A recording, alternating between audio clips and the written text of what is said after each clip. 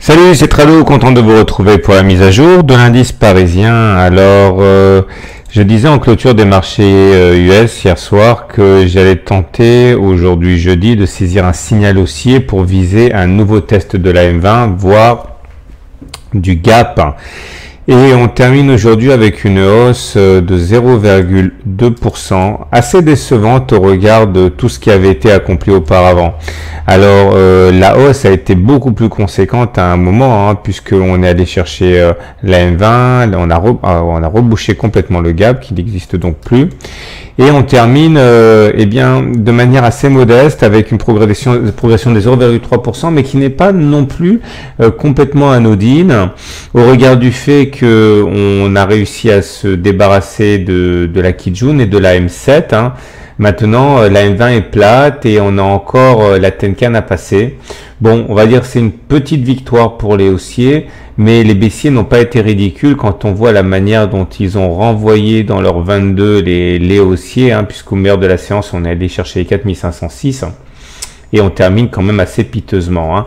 Alors les raisons de cette hausse, on les connaît tous. C'est l'accord à venir de l'OPEP pour soutenir les cours du pétrole.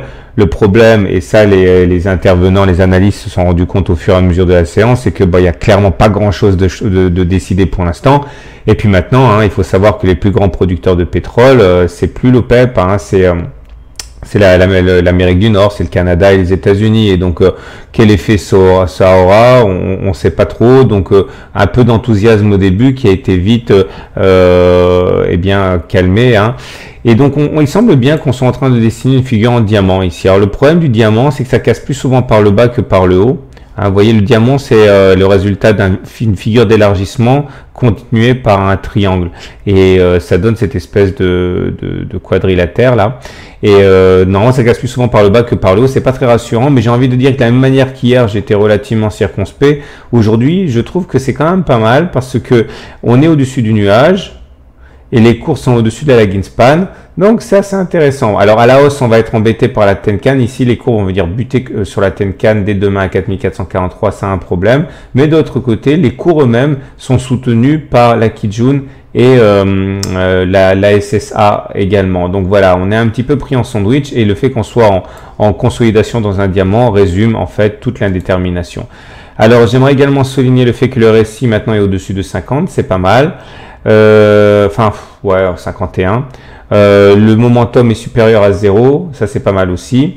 On remarquera malheureusement une divergence baissière cachée. Vous voyez, le momentum il a fait un plus haut entre cette date et cette date, mais par contre pas les cours. Ça c'est un signal de grand risque baissier, il faut faire attention. Donc on verra, je vous donnerai comme d'habitude en clôture des marchés US ce que je vais faire pour demain, mais on va dire que c'est globalement neutre avec ballottage favorable haussier. Ok, mais ça se joue sur le fil du rasoir. Passons maintenant aux autres indices. Alors à noter que pour le DAX c'est moins bien, on abandonne 0,3%, le fait que la Deutsche Bank soit toujours au centre dans l'œil du cyclone n'arrange rien. En tout cas, on termine dans le nuage et pas au-dessus du nuage comme le CAC, donc c'est plutôt un indice faible actuellement le DAX. Heureusement la lagging span a buté contre la Kijun et ça lui a servi de support, mais en tout cas la tendance est neutre pour le DAX, c'est pas du tout aussi. En plus on vient de faire un avalement baissier ici, regardez. Le corps vert est avalé par le corps rouge qui suit. Bon, il est de facture assez médiocre parce que on termine pas extrêmement plus bas que sur la séance précédente. Ça aurait été mieux pour un avalement baissier que ça soit beaucoup plus flagrant, beaucoup plus impressionnant. Mais on va dire que c'est sûrement pas haussier. Au moins, enfin, c'est neutre. Du côté de l'Eurostock 50. C'est plutôt comme le CAC, on est au-dessus du nuage. Je crois que si on zoome, on voit que ça se joue sur l'épaisseur du fil et qu'on est plutôt à l'intérieur du nuage, donc on n'est pas sorti d'affaire, c'est le moins qu'on puisse dire. À noter que la Greenspan va venir buter contre les cours. C'est pas facile de sortir des cours. La Greenspan est dans les cours et ça joue comme une zone assez difficile à traverser. Donc beaucoup d'indécision. On est sur la limite du nuage de la SSA. Donc on n'est pas vraiment en tendance haussière, on n'est pas vraiment en tendance neutre. C'est entre les deux. Et pour terminer, le SP500 qui lui aussi est neutre puisque dans le nuage. Donc globalement, le SP500 qui est bloqué par la SSA en haut et par la Greenspan qui rencontre la Kijun. Donc globalement, le CAC a des velléités haussières, c'est évident, mais il n'est pas aidé par les cours par les autres indices, et c'est ça qui nous complique un petit peu la chose. Donc bon voilà, il n'y a pas de quoi être super enthousiaste, et retenons pour terminer que le CAC est dans une figure en triangle symétrique, voire même un diamant, et que ça reflète surtout l'indétermination. Voilà.